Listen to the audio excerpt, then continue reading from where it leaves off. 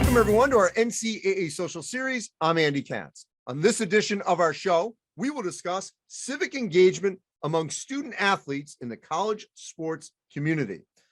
Coming up on our show, I'll be joined by a Division I associate men's basketball head coach, a Division I women's basketball player, and a Division II quarterback. And now joining me, Olivia Summiel from Wake Forest. She is a senior women's basketball player, also a member of the Division I SAC, and Eric Reveno.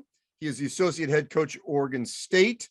Not a first-time caller here. You've been a guest on this show, but we've known each other for almost 25, something like that, years or so. But Eric, really in the post-George Floyd era, you helped spearhead the student athlete engagement in terms of voting and not having election day be a day that is taken away from student athletes where they can actually go vote. And I'm going to go back to this issue of where we are now with that here shortly, but just where did that impetus come from to really spearhead that movement? For me, it came on June 2nd, in a Zoom call with our student athletes. And they're literally in my house in Atlanta. I'm at Georgia Tech. There is a helicopter flying overhead for the riots in front of the CNN building. It was, I think, a Tuesday night or a Monday night. Monday, June 2nd, I'm pretty sure, 2020. And we went around the room, or went around the Zoom and had this conversation. And the emotion from our student athletes, I felt like they were Ahmaud Arbery had been shot, and there was a lot of emotion going on, and it just broke my heart. It broke my heart in a way that, like, when I think about it, still touches me, because student athletes shouldn't have to feel that. And so as a coach, thought to myself, I went to sleep with a heavy heart, and I woke up and I said, in the call even, I said, I can do better. I said, I'll do better. And so I committed at that. And it was an epiphany for me that I will do better. And I think as coaches, we can do better to create that space. And by the next day, I'd realized I had never done anything around voting for our student athletes. I've got 2 degrees from a pretty good school in Northern California. It has a color for a mascot, but I went there, and I have good education. I've been very fortunate, very blessed, coaching good places, good institutions, but we had never done anything to help our student athletes vote. And I felt like the NCAA and coaches in particular can do more. Olivia and the SAC have done amazing things all along and since, and we'll talk about that. But coaches, we can do more, because we're great at building teammates, but let's create the space to help them vote, to help them mentor them in that, and then also to help them, as the student athletes made very clear that that's what they want, is some civic engagement and education. Not just visit a children's hospital mindlessly, but to try to help mentor them. And everyone's not going to get it right away, but just to do that as part of our mentoring process. So for me, it really was an epiphany in that June of 2020. So let's pick up from there, Olivia. That era, that time period, June of 20, how did that change you, and do you think your peers, in terms of wanting to be much more engaged, whether it is actually just voting or speaking out? I think that time period hit home for a lot of us. I think there was so much going on within our world. It seemed like there was always something in the news. You turn on the TV and there's always something happening. A lot of broken hearts, a lot of tears, a lot of really hard but important and necessary conversations were had during that time within my family, within my friends and peer groups. George Floyd really opened up discussions and shook a lot of people to the core, rightfully so. And I think similar to what Coach Reveno is speaking, I think us as student athletes just realizing the voice and the platform that we are given, and understanding the importance of taking advantage of that position that we're in. I think college provides us with a lot of time to learn and grow as individuals and as students and as athletes on the court, but really taking advantage of the civic engagement opportunities that we have to really shape us as people, because the ball isn't going to be bouncing forever. We're going to graduate with a diploma at some time. So just really finding ways that we can make an impact that lasts greater and longer than our time in college and within our communities, because it's so important. These are the people that shape us and have really helped me personally grow into the individual that I am. So just really paying it forward in that respect, because there's so much work to be done. I think that we have come definitely a long way, but there is definitely a road ahead for us in this space. So I'm really looking forward to seeing different ways that we continue to adapt and grow there. So Olivia, obviously, depending upon what's going on in the country, different decades, student athletes have been using their voice. Go back to the late 60s, early 70s during the Vietnam era. But there's been times where it's been really kind of squashed a little bit to where, we don't want you to speak out. We don't want, that whole Michael Jordan, that Republicans buy sneakers too, and you want to just keep everything neutral. It feels like we've entered a new era where student athletes are being empowered to speak out on whatever topic they are passionate about. And their head coach, their athletic director, PR wise is not going to tell that student athlete, don't do that. Don't, stand up and support that cause. Have you seen, as a senior, have you seen that shift over the last couple of years? Yeah, most definitely. I think of the video that went viral of the shut up and dribble. And I think that kind of was a moment where you see athletes, professional athletes at all different levels, taking advantage of the voice and platform that they have, and understanding that we might not be experts in this area. We go to school and we're competing and in different spaces, but understanding we're not experts, but taking advantage of the opportunity we have as young leaders. I think the conversations that are being had and are occurring across generations really are some of the most impactful moments of our recent history. I think that's really where we're going to see the changes, is creating awareness and bringing that awareness then to action. I think that's where we're really going to be able to move the needle. But really the platform that we're provided as athletes is a really amazing opportunity. And it really would be a shame not to take advantage of it. Why not, right? We have young children coming to our games, and we're yesterday or a couple of days ago after our exhibition game, I'm signing sneakers and Crocs, and thinking about those young kids that come to our games and sit in the stands. We're inspiring them in more ways than one, and it extends far beyond the court. So really just taking advantage of the opportunity that lies in front of us. Eric, what about from a coaching perspective? How have you seen it evolve to where a head coach today really would, I think, suffer a PR backlash if he or she basically, told the student athlete, no, you can't speak out on topic X. You cannot be at that protest. You cannot, go and support that cause. It's a great point. I mean, I think the conversation has shifted. The mindset of coaches have shifted. And I think there's even, conversations in the hallways about our responsibility to help grow the student athletes as teammates and citizens, and I think that's been great. I give credit a lot.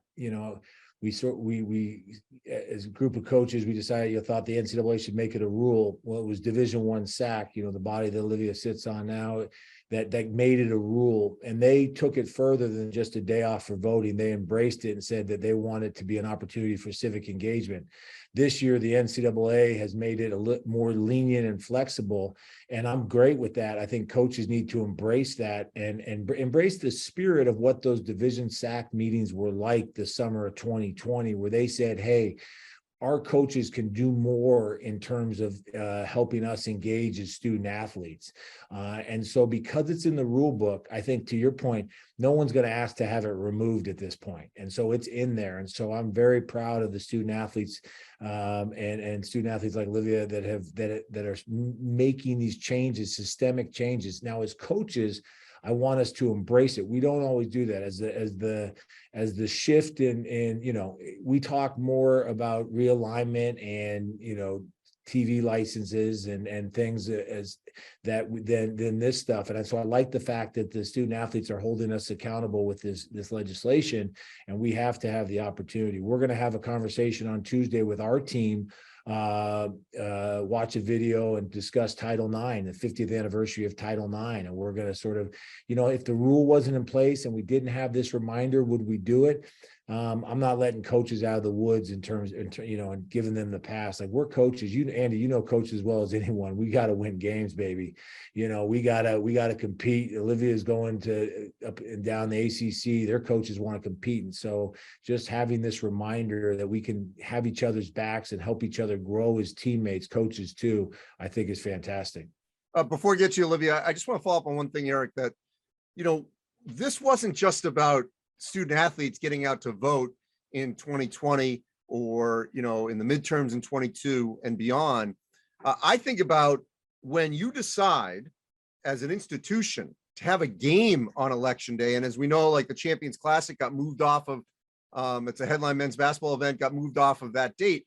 You have to remember everyone that is there that works that event, whether it's concessions, parking, tickets, all the people, security, all those people that have to spend hours and hours at that arena.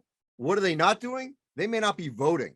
And so, you have to take the macro look here. This wasn't just about student athletes. It was about the entire community and making sure you're not taking the oxygen out of election day and being selfish and saying, oh, no, we have to have this game, and all the fans, you may not have time to go vote, and you work this arena, you may not have time to go vote. How much was that considered when this was discussed? I think it was huge. I wasn't in the room when the Division I SAC talked about it, but from a coach's standpoint, from an institutional standpoint, we are institutional leaders. We are community leaders. And I think we need to embrace that. And like Olivia was saying, we have more impact than we think sometimes on these matters. And the leadership there is tremendous to impact their community, our communities, and create that space to vote. You could argue it could be a national holiday. You could argue it could be done on a weekend. Well, you can argue a lot of things, but control what you can control as a coach, practice what you preach, give the athletes the space, don't book the arena. And you even forgot that very lovable group, the media, that's there all day. Give you guys, give the media time to vote. Everyone needs the space. And you just look at the NBA this year. The NBA is taking the day off, and you look at the leadership.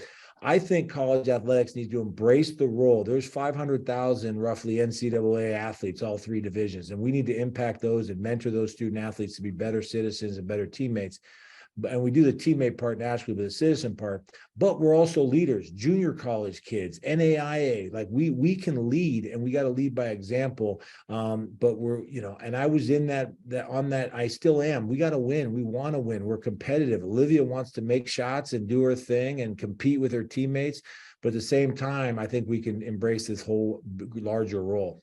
Olivia, pick up on that for me about, not just student athletes voting, but everyone in your local community that would have to be at a game or even just a practice, and taking away the opportunity potentially to wait in line to actually vote.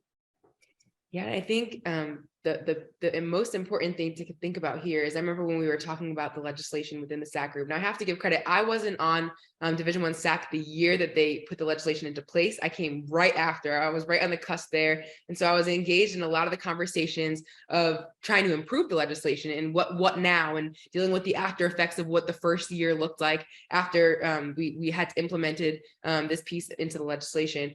But really just understanding and defining what is civic engagement, and understanding that, yes, and during an election year, get to the polls, vote. We need that buy-in and that excitement and enthusiasm from everybody, from the top down, from the officials to the media to the maintenance crew. Exactly what you're saying, Andy. I think that's so important to really harp on the importance of what that looks like from a community perspective. But really understanding that in a non-election year, community research, political involvement, education and research, understanding the different ways is serving your community by volunteering at a local food bank is just as much as civic engagement as standing in line and getting the I voted sticker. So understanding the different elements of civic engagement and really defining what that means to help people understand that a small action that they do makes a really big difference. So I think really understanding that is huge, and not competing on election day is a really big win, I think, to really just drive the importance of what we're dealing with here. Olivia, also, so many athletes, are not from the area in which they play. They parachute in, sometimes they stay there, but more often than not, I know we got the transfer portal, but if you stay there, this potentially could be a lifelong second home, if you will, as a part of that institution. How critical is it for student athletes to be engaged in those communities across the country where they end up spending 4 years, 2 years, 1 year, or even beyond that as an alum? Yeah, it's critically important. I think understanding that the fans that come to your games to support you, they're just as much as the part of the community as you are. And also understanding that if you aren't in your home state, educating yourself enough to know absentee ballots are also an option. I'm a resident of Connecticut and had to go that route last year. And this year I'm looking forward to becoming a North Carolina resident as I get to the polls myself. But really just understanding the impact that getting involved can have, understanding that it is crucial, and your vote and your involvement within civic engagement is really beneficial to many and to the younger generations and the fans that we bring into each game. Andy, you raise a good point there on great example of even the mentoring that a coach can do. First conversation I have with a freshman is, what community do you feel most affiliated with? Where are your bonds? Where do you want to, in this election year is a fast moving conversation. So, okay, are you registered? No. Would you like to register? Okay. Do you know how to do that? Okay, let's talk about, okay, where do you want to vote? Do you want to vote, like we have a couple of players from Washington? Do you want to vote here in Oregon, or would you like to more still understand Washington, want to vote there? And so helping them, okay, here's the link, go on here, you can register, and here you can, like you said, like Olivia said, you can do absentee, you can do, here's how you do it.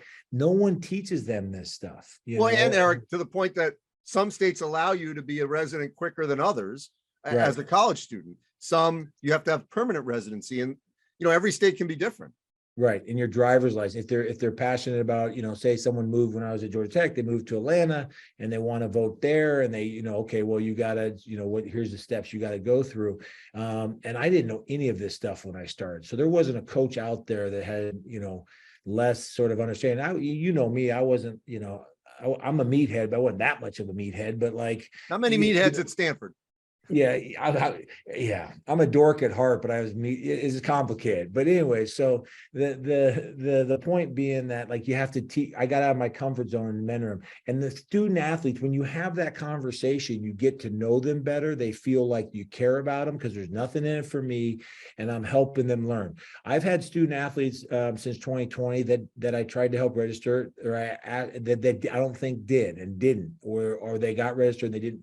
There's a personal choice there, and there's something in that mentoring process. It's like, we also talk to Olivia's coaches, have talked to her about sleep and everything else, and sometimes they do what we suggest and sometimes they don't, and it's just the way things go. But that it should be part of our vernacular in our conversations. And so all these topics are just great that they're out there and we're having them.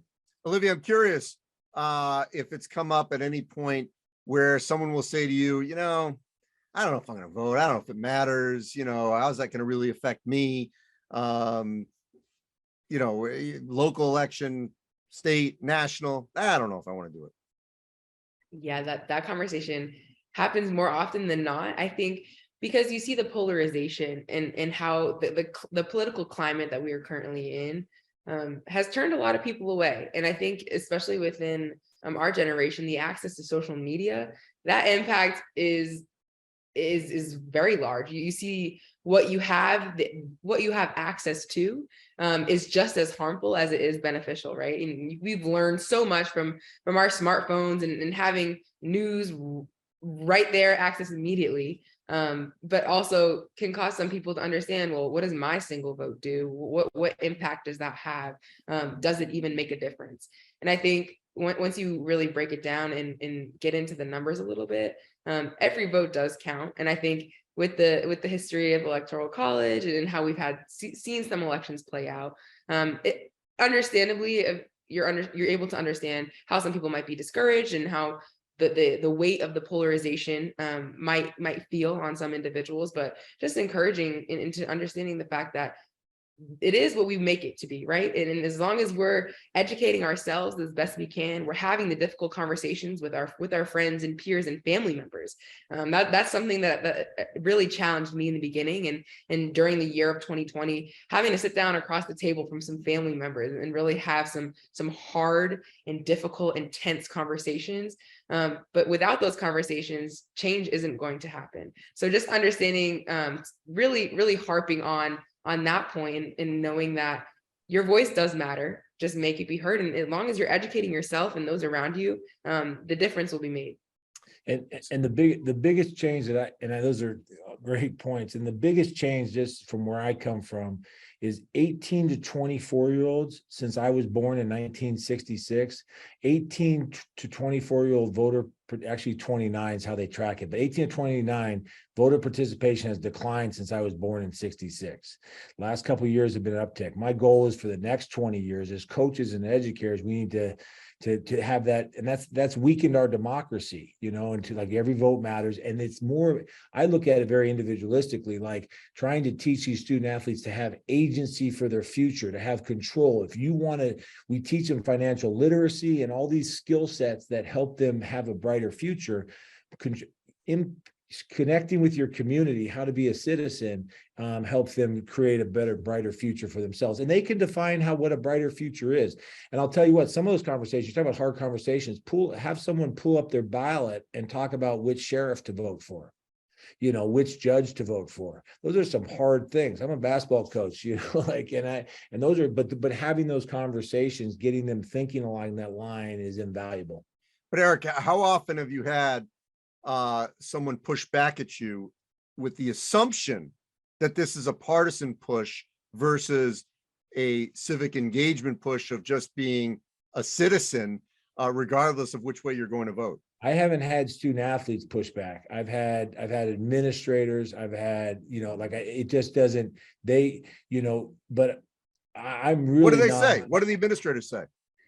Just call, in voting, there's some that where voting becomes a partisan issue, and that I can't discuss. I mean, that I can't jive with. I can't, voting's not partisan. And so if you want to say voting's partisan, voting access, voting rights, like those to me are non-negotiable. And I'm big on our strength of our democracy. A lot of issues will be solved, and I don't care what you vote, just vote. If we had voter participation at 80%, I have faith in humanity. I have faith in people that things will work themselves out if we all engage. And it's no different than coaching a basketball team and teaching people to be a great teammate. You are, if you think about your teammate, you try to make others better. You clean up places, you leave them better than you left them, and the values that we teach as a team, then if you think about it as your community,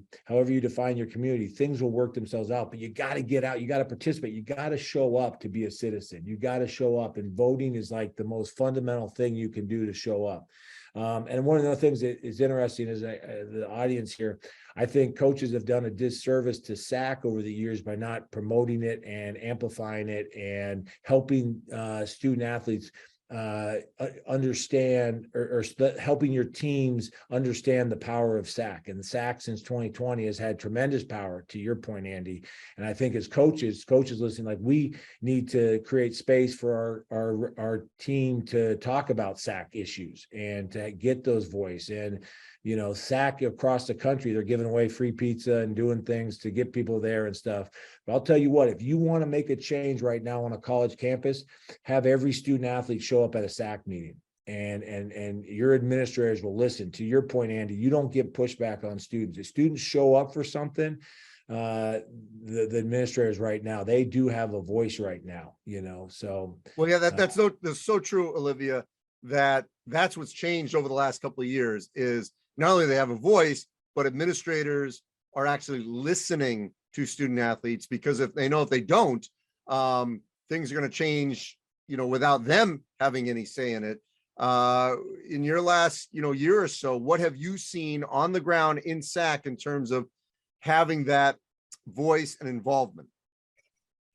I have the privilege of representing SAC on my campus level, at the conference level, and now at the national level. And I have to say, every single Division I SAC meeting that I'm able to be a part of, I'm absolutely blown away by the maturity, by the leadership, by the intelligence of student athletes. And just to understand that I'm surrounded by peers that they know their stuff. And it's really impressive to hear their drive and their passion for the student athletes and for that representation role that we're all given. And I think that is just so inspiring to me, just to be better, just to be a better leader, and to represent as many student athletes across the board as possible.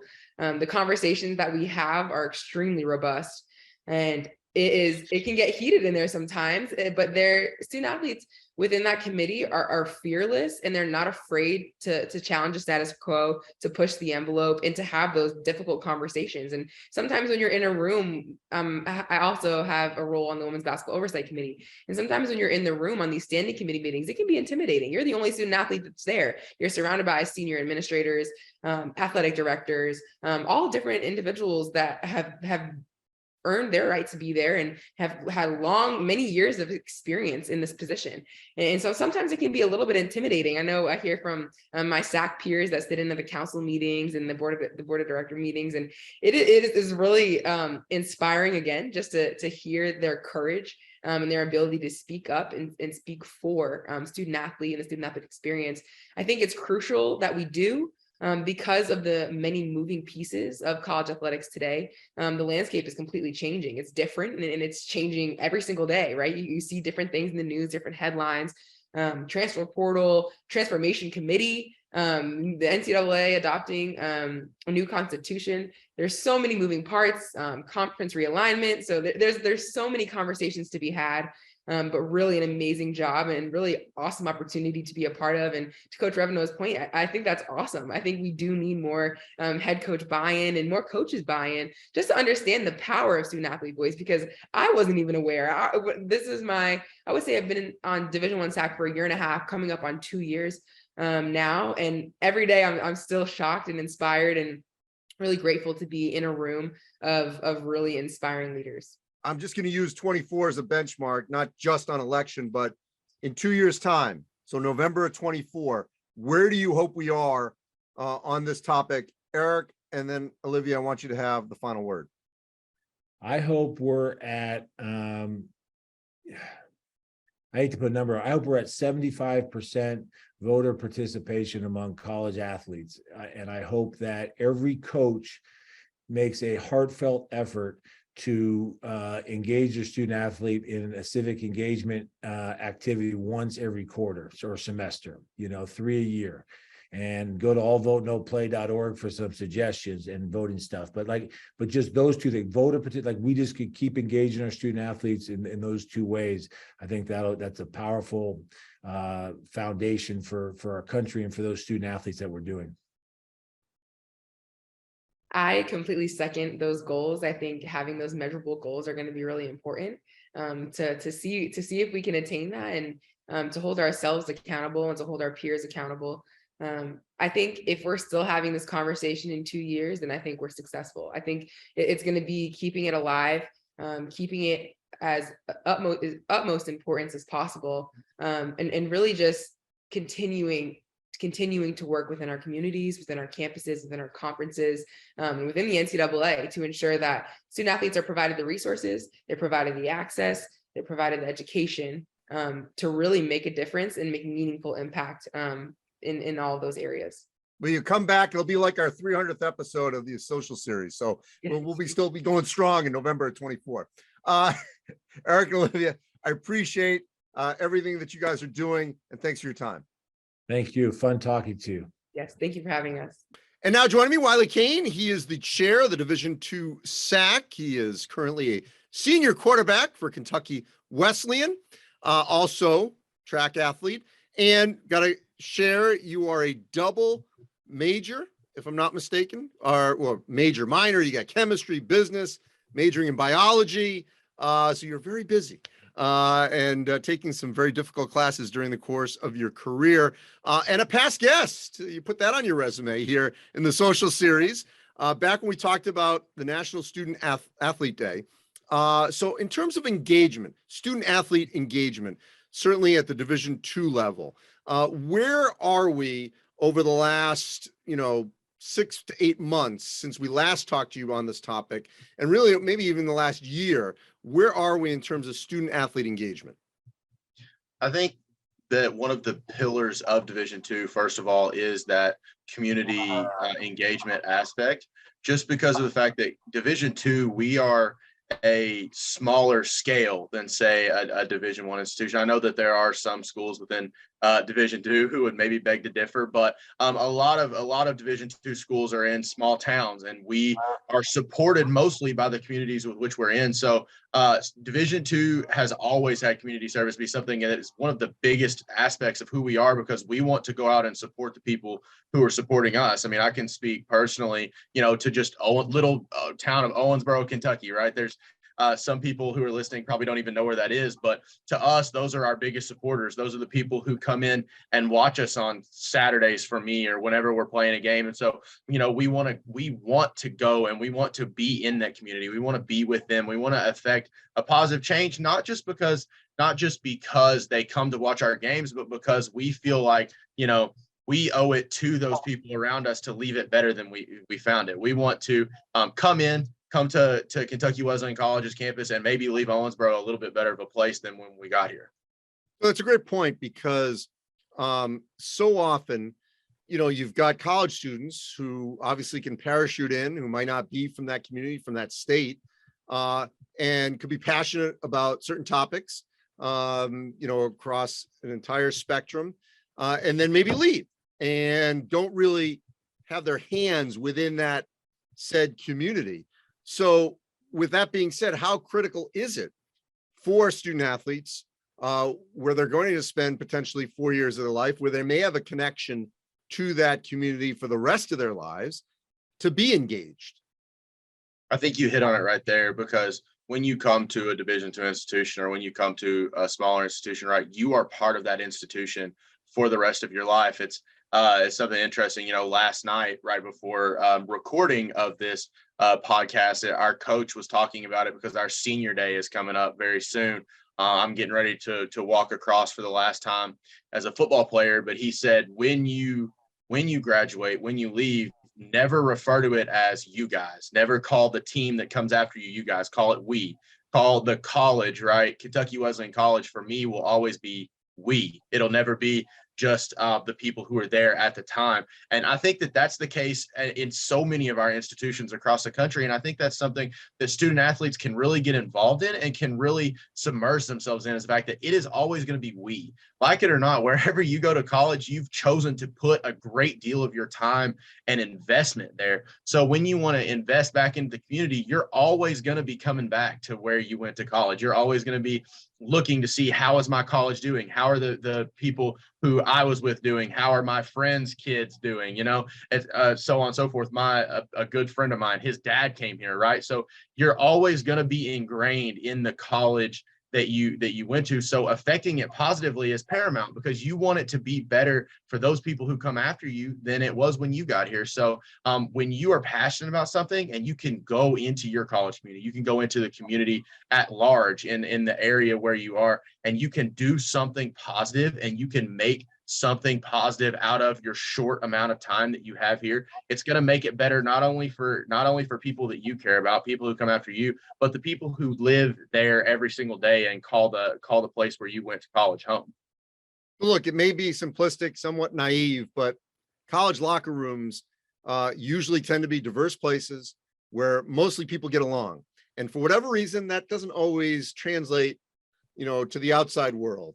We wish it did, but it doesn't always happen. How can what occurs in that locker room, that sense of togetherness, that you're talking about, how can student athletes help translate, hey, we're all getting along. We come from different backgrounds. Why can't it happen outside of these walls? How do you help translate that? Right. I think the fact is that when you're in a locker room, when you're an athlete and you're on a team, you're a group of people coming together for a common goal.